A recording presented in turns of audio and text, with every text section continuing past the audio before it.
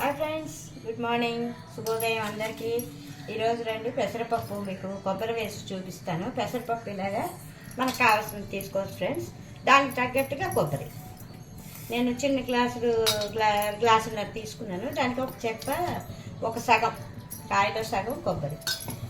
దీనికి కావాల్సిన పదార్థాలు ఇవి నానబెట్టుకోవాలి. ఒక అరగంట వేరం అయిపోతుంది కర్రీ. కొబ్బరి, పసుపు, ఉప్పు, ఇంగువ, జీలకర్ర, ఆవాలు, మినపప్పు, శనగపప్పు, పోపు. ఓకే ఫ్రెండ్స్, చేసి చూపిస్తాను. Thank you. ఇదిగోండి, మూకుడు పెట్టుకున్నాను, వేడెక్కిన కదా. ఇందులో కొంచెం నెయ్యి వేసుకుంటాను.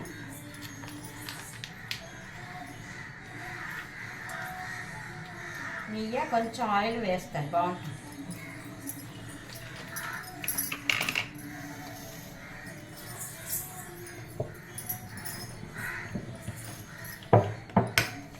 గ్రౌండ్నట్ ఆయిల్, నువ్వుల నూనె మిక్స్.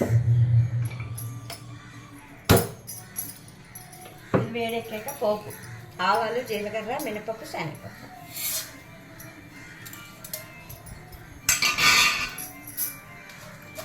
ఇప్పుడు ఇంగు ఉంది కదా, ఇది కూడా వేసేసుకుంటాం.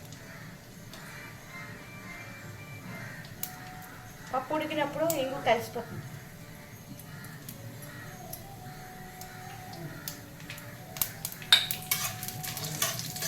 ఇందాక మీకు చెప్పడం మర్చిపోయాను, కరివేపాకు కొంచెం.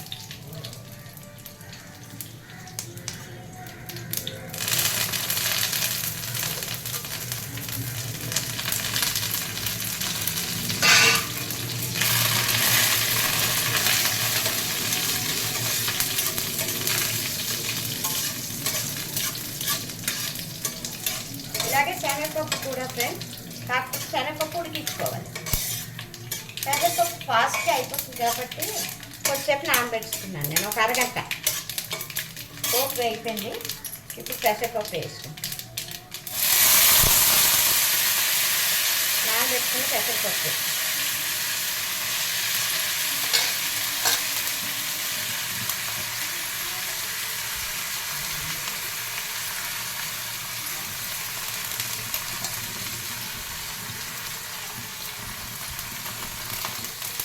పెసరపప్పు చాలా మంచిది ఫ్రెండ్స్. తింటూ ఉండండి ఫ్రీక్వెంట్గా. ఏదో ఒకటి పెసరట్టు కానీ, కూర కానీ, పప్పు కానీ, ఎలాగో అలాగా తింటూ ఉంటే చాలా ఆరోగ్యానికి మంచిదట. ఈజీగా డైజెస్ట్ అయిపోతుంది, అరిగిపోతుంది.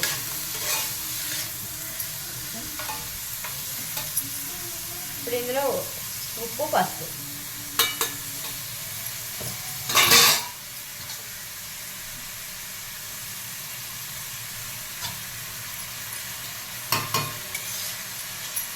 అంతే.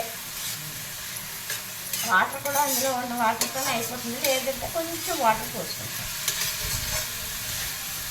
పప్పు నానబెట్టాలంటే ఇగో ఇలా స్ప్లిట్ అయితే నానిపోయినట్టు ఫ్రెండ్స్. ఇగో ఇలాగా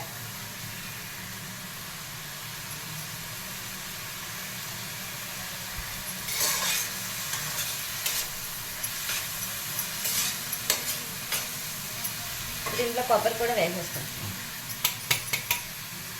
కొంచెం కరివేపాకు వేసి తిప్పాను.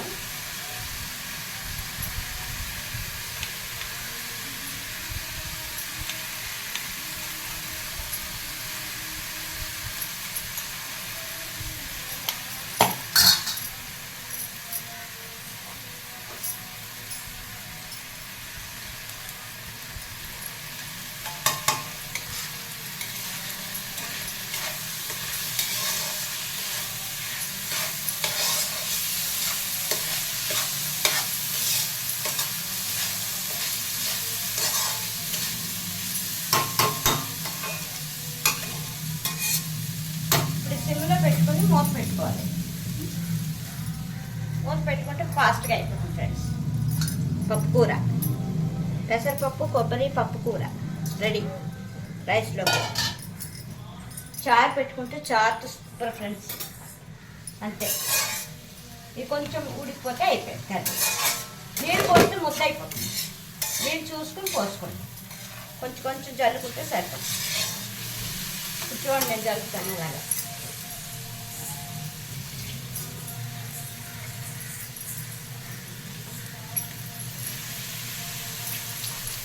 అంతే.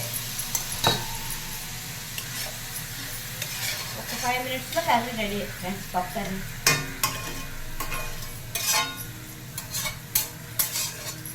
Okay friends, thank you. Please like, share, subscribe చేసుకోండి friends. Thank you so much.